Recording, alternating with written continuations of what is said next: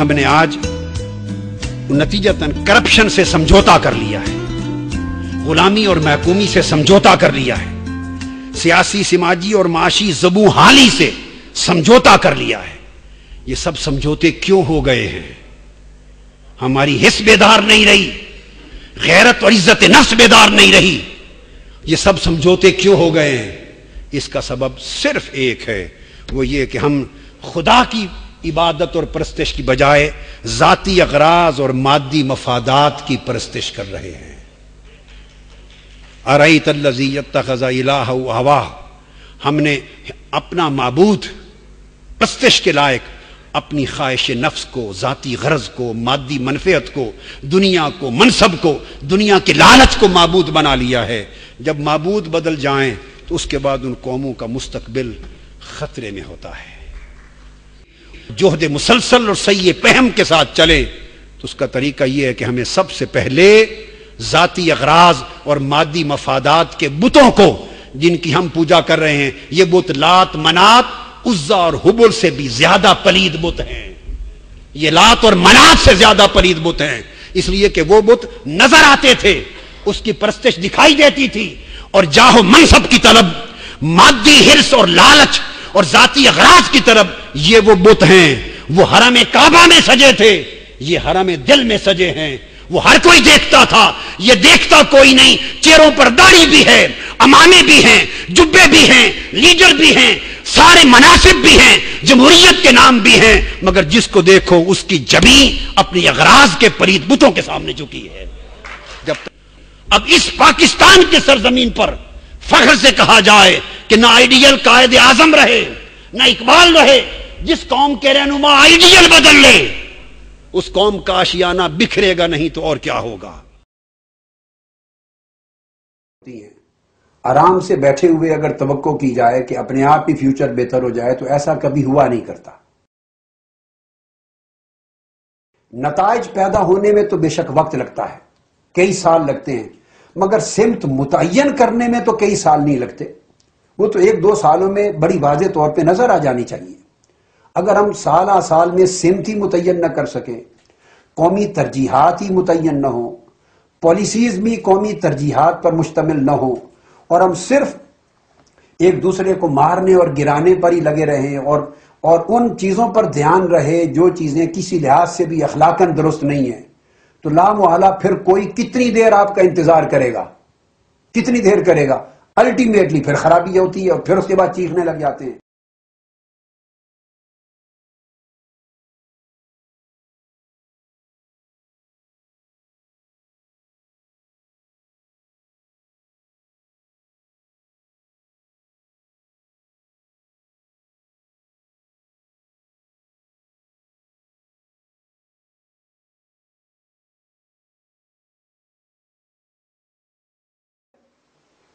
Education ہے، education ملک میں عام کرنے کے لیے وسائل نہیں، عوام غریب ہیں، ایجوکیشن مہنگی ہے، تو غریب تک کب ایجوکیشن پہنچے گی؟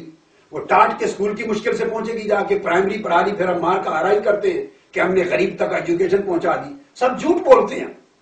ایجوکیشن غریب تک پہنچے گی جب آپ کا ریٹ آف ایجوکیشن لٹریسی 100% ہوگا۔ آپ پڑوس انڈیا میں جائیں، کیرلا اور بے شمار اسٹیٹ انڈیا میں 100% ان کا ریٹ آف لٹریسی ریٹ ہے ان کا۔ وہ برتن مانجنے والے ان کے لیبر لوگ بھی کم سے کم میٹرک اور ایف اے پاس ہوتے ہیں۔ افریقہ سے بدتر ہماری حالت ہے، باقی چھوٹے ملکوں سے بدتر ہماری حالت ہے۔ تو تعلیم عام ہونی چاہیے، اس تعلیم میں پھر تمام ماڈرن ایجوکیشن کے وسائل۔ ملک تعلیم تو انڈسٹری بن گئی ہے، ٹریڈ بن گیا ہے، بزنس بن گیا ہے۔ سرکاری اداروں میں بھی تعلیم اچھی پاسبل نہیں رہی غریب کے لیے، اور پرائیویٹ ادارے تو آسمان سے ان کی قیمتیں باتیں کر رہے ہیں۔ 60% غریب دیہی آبادیوں کے، صوبہ سرحد کے، بلوچستان کے، اندرون سندھ کے، آگے جنوبی پنجاب کے غریب کروڑوں لوگ اپنے بچوں کو تعلیم کے لیے کہاں لے جائیں؟ وہ مدارس میں بھیجیں گے جہاں مفت تیل بھی ملتا ہے، صابن بھی ملتا ہے، جوتے بھی ملتے ہیں، کپڑے بھی ملتے ہیں، کھانا بھی ملتا ہے، زکوٰۃ بھی ملتی ہے، ان کا خرچہ کم ہو جاتا ہے۔ ان غریبوں کو اس سے غرض نہیں ہے کہ بچہ الٹیمیٹلی کیا بن رہا ہے، انتہا پسند بن رہا ہے یا پرامن شہری بن رہا ہے۔ ان کا تو اکنامک ڈیڈ لاک ریزالو ہوا، لہذا ان پر خرچ کرنا ہوگا، وہاں انڈسٹریز کریٹ کریں، سکولز بنائیں، یونیورسٹیز بنائیں، کالجز بنائیں، ان کو روزگار کے مواقع فراہم کریں۔ نظام تعلیم کو تبدیل کرنا ہوگا۔ 200 سال سے جب برطانوی راج بر صغیر میں آیا، سپلٹ ہو گیا اسلامک سسٹم آف ایجوکیشن، اس سے قبل 1000 سال تک ایک یونٹی تھی، ایک وننس تھی، سسٹم آف ایجوکیشن ایک تھا، مدارس اور سکول الگ الگ نہیں تھے۔ میں آپ کو ایک تاریخ کے طالب علم کے طور پہ بتا رہا ہوں، 10 گریڈ تک سمجھ لیں یا 12 گریڈ تک، اس وقت گریڈ نہیں سال ہوتے تھے، ایک ہی تعلیم ہوتی تھی، اس کے بعد اسپیشلائزیشن شروع ہوتی تھی، ایک ہی چشمے کو پی کر، ایک ہی مکتب علم سے تعلیم حاصل کر کے غزالی بھی بنتے تھے، فارابی بھی بنتے تھے، وہیں سے ابن الحیثم نکلتا تھا، وہیں سے جابر بن حیان نکلتا تھا، وہیں سے رازی نکلتا تھا، وہیں سے سیوطی نکلتے تھے، وہیں سے فخر الدین رازی نکلتے تھے، وہیں سے اشعری نکلتے تھے۔ ایک ہی سسٹم آف ایجوکیشن، اوپر جا کے سپلٹ ہوتے تھے، کوئی محدث بنتا، کوئی مفسر بنتا، کوئی فقیہ بنتا، کوئی سائنٹسٹ بنتا، کوئی ابن سینا بنتا، کوئی طبیب بنتا، کوئی سرجن بنتا، اسپیشلائزیشن شروع ہو جاتی۔ ہمارے ہاں 200 سال سے دین مذہب کے دائرے میں تنگ کر کے بند کر کے مدرسہ کو دے دیا۔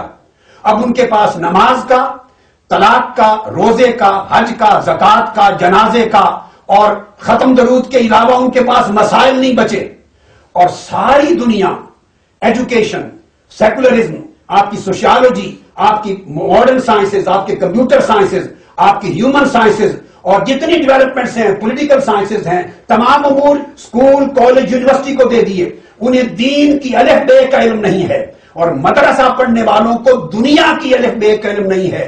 یہ دو متضاد نظام تعلیم، متضاد ذہن پیدا کر رہے ہیں جو کبھی اکٹھا نہیں ہوں گے۔ We have to breach up them, اکٹھا کر کے یونیفائی کرنا ہوگا تاکہ نفرتیں ختم ہوں، دین پڑھنے والے دنیا کو سمجھیں، وہ پارلیمنٹ کی سگنیفیکینس کو سمجھیں، وہ ڈیموکریسی کو سمجھیں، وہ ہیومن رائٹس کو سمجھیں، وہ ٹالرنس کو سمجھیں، وہ جوڈیشری کی ایکٹیویٹیز کو سمجھیں، وہ انوالو ہوں، وہ آئسولیشن کی زندگی میں ہیں۔ We should bring them to integration, وہ سوسائٹی میں انٹیگریٹ ہوں اور مل کر ایک مؤثر فرد بنے سوسائٹی کا۔ اور ماڈرن تعلیم حاصل کرنے والے دین سے متنفر ہو رہے ہیں، ان کی نفرت ختم کی جائے، انہیں دین کا پرامن میسج ملے وہ پڑھیں، انہیں دین کا جدید میسج ملے پڑھنے سے، انہیں دین میں ڈیموکریٹک ویلیوز کا پتہ چلے، ہیومن رائٹس کا پتہ چلے، نان مسلم کے رائٹس کا پتہ چلے، اسلام کے ڈپلومیٹک ایسپیکٹ کا پتہ چلے، اسلام کو پارلیمنٹیرین ایسپیکٹ کا پتہ چلے۔ وہ اس طرح آپس میں جب ملیں گے، نفرتیں دور ہوں گی، تو وہ مسلمان اگلی نسلوں میں جنم لے گا جو پاکستان کی حفاظت کے قابل ہوگا۔ پھر سوشل ڈیولپمنٹ ہو، آدھی سے زیادہ آبادی خواتین کی ہے، دیہاتوں میں اور باقی آبادی میں خواتین کے پاس سوائے کچن کے اور جاب کوئی نہیں۔ وہ سارا دن پہلے آپ کا ناشتہ بناتی ہیں، پھر لنچ بناتی ہیں، بریانیاں بناتی ہیں، پھر شام کے کھانے شروع ہو جاتے ہیں۔ وہ سارا دن، وہ بیچاری کوک ہے، عورت تو ہے نہیں، اس کو گھر بھی چلانا ہے، کنٹریبیوٹ بھی کرنا ہے، اخراجات بھی مہیا کرنے ہیں، تعلیم بھی حاصل کرے، سوسائٹی میں کنٹریبیوٹ بھی کرے، افیکٹو رول بھی پلے کرے، ہیومن رائٹس کو بہتر کرنا چاہیے۔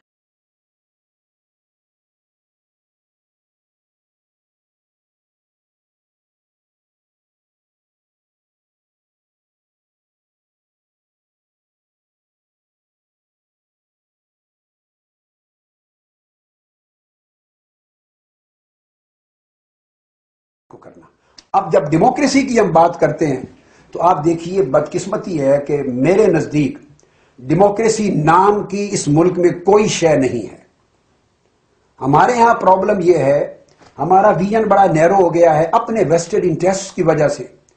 ہم صرف الیکشنز کو ڈیموکریسی کہتے ہیں۔ اگر خالی الیکشنز کا نام ڈیموکریسی ہوتا تو پی جے میر صاحب نے الیکشن چھوڑتا نہیں۔ ہم پارلیمنٹ وجود میں آ گئی، ایک بلڈنگ کے اندر کرسیاں ہیں، ایک سامنے کی کرسی پہ اسپیکر صاحب یا اسپیکر صاحبہ بیٹھتی ہیں، اور سامنے آپ کے رائٹ اینڈ لیفٹ آپ کے گورنمنٹ بینچز اور اپوزیشن بینچز پہ بیٹھتے ہیں۔ اگر اس سیٹ اپ کا نام پارلیمنٹ ہے بالفرض، اس وجہ سے میں نے لات ماری ہے اس پارلیمنٹ کو، چھوڑ دیا۔ اگر پارلیمنٹ ہوتی تو میں کبھی نہ چھوڑتا۔ تو ہم سمجھتے ہیں کہ یہ ڈیموکریسی ہے، نہیں، یہ عمارتیں ہیں۔ الیکشن ایک ٹول ہے، ایک ڈیوائس ہے، اور اس الیکشن کے نام پر جو کچھ ہوتا ہے وہ الیکشن نہیں ہوتا۔ اب وہ کہاں کا الیکشن ہے کہ جب تک ڈیموکریسی میں آپ پولیٹیکل ڈیموکریسی سے پہلے you have to bring here social democracy, اور social democracy would be impossible if there is no economic democracy. So you have to start the whole process from economic democracy, then you will enter into social democracy, and the social democracy will lead you to the result of political democracy.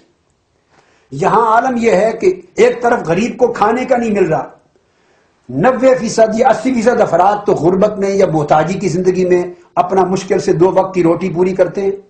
80%، more than 80% to 90% وہ election لڑنے کا تو سوچ ہی نہیں سکتے.